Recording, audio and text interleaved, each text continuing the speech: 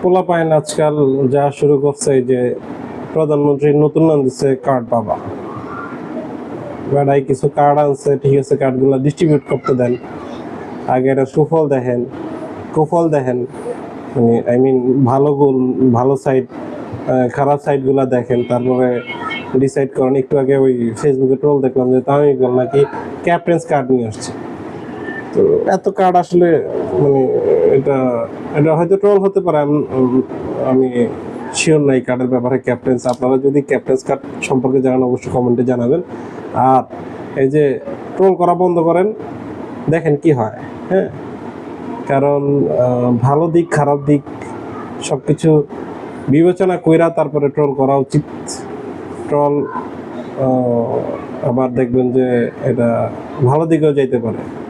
এই যে family card দিচ্ছে, এটা মহিলাদের কাজে আসতেছে। কৃষক কার্ড দিচ্ছে, কৃষকদের ন্যায্য মূল্যে হয়তো সার মার এগুলা পাবে। আর একটা কি কার্ড দিচ্ছে, হেলথ কার্ড। হেলথ কার্ডের যদিও বাংলাদেশের সরকারি হসপিটালগুলোয় 10 টাকা টিকিটে ডাক্তার দেখানো হয়।